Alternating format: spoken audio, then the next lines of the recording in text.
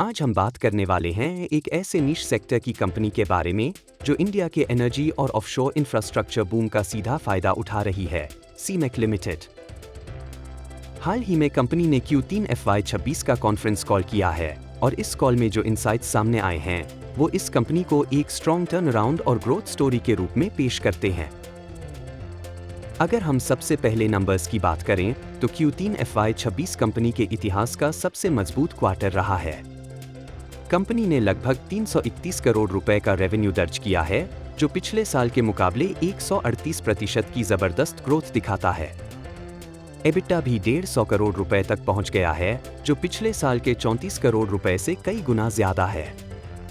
Profit after tax भी 100 करोड़ रुपए रहा, जबकि पिछले साल कंपनी लॉस में थी। अब सवाल यह है कि इतनी जबरदस्त ग्रोथ आई कहां से? इसका सबसे बड़ा कारण है कंपनी का हाईएस्ट एवर वेसल डिप्लॉयमेंट। यानी कंपनी के पास जितने वेसल्स हैं, उनका यूटिलाइजेशन इस क्वार्टर में सबसे ज्यादा रहा, जिससे रेवेन्यू और प्रॉफिटेबिलिटी दोनों में शार्प जंप देखने को मिला।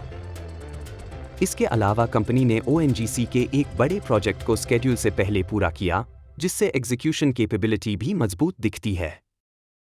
अब अगर हम इंडस्ट्री की बात करें तो इंडिया एनर्जी सेक्टर में लगभग $100 बिलियन का इन्वेस्टमेंट आने वाला है और रिफाइनिंग कैपेसिटी को भी 260 MMTPA से 300 MMTPA तक बढ़ाने की योजना है।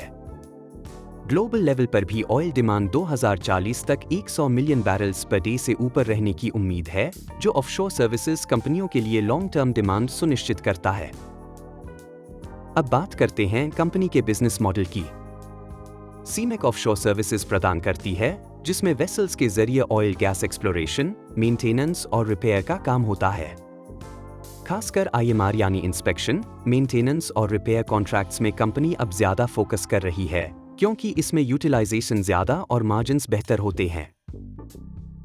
कंपनी का कहना है कि IMR कॉन्ट्रैक्ट्स पूरे साल चलते हैं, जबकि EPC कॉन्ट्रैक्ट्स में मॉनसून के दौरान काम बंद हो जाता है, जिससे रेवेन्यू इंपैक्ट होता है। अब बात करते हैं फ्यूचर ग्रोथ ड्राइवर्स की। सबसे पहला ड्राइवर है नए वेसल्स का एडिशन। कंपनी ने अगस्त्य वेसल ऑलरेडी डिप्लॉय कर दिया है और अनंत वेसल Q1 FY27 में डिप्लॉय होने की उम्मीद है। इससे अगले साल रेवेन्यू और बढ़ सकता है। दूसरा बड़ा ड्राइवर है 1000 करोड़ रुपए का इन्वेस्टमेंट प्लान, जो कंपनी ने DG शिपिंग के साथ MoU के तहत अगले 2 से 3 साल में वेसल्स एक्विजिशन के लिए किया है। तीसरा ड्राइवर है स्ट्रॉन्ग चार्टर रेट्स। मैनेजमेंट का मानना है कि अभी जो रेट्स मिल रहे हैं वो आने वाले समय में स्टेबल रह सकते हैं, जिससे रेवेन्यू विजिबिलिटी बनी रहती है। अब बात करते हैं रिस्क्स की। सबसे बड़ा रिस्क है क्वार्टरली वॉलेटिलिटी।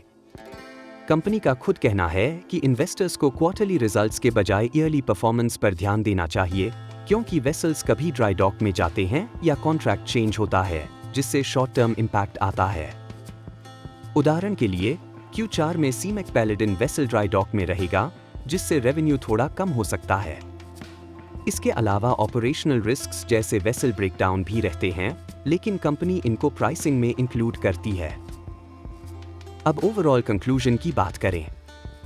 सीमेक एक टर्न अराउंड स्टोरी से अब ग्रोथ फेज में एंटर कर चुकी है। Strong industry tailwinds, high utilisation, new vessels addition और स्ट्रॉन्ग ऑर्डर विजिबिलिटी इसे लॉन्ग टर्म ग्रोथ कैंडिडेट बनाते हैं। लेकिन इन्वेस्टर्स को इस स्टॉक में पेशेंस रखना होगा, क्योंकि क्वार्टरली वॉलेटिलिटी इसमें हमेशा बनी रहेगी। यह वीडियो केवल शैक्षणिक उद्देश्यों के लिए है। किसी भी निवेश से पहले अपने SEBI रजिस्टर्ड निवेश सलाहकार से सलाह अवश्य लें।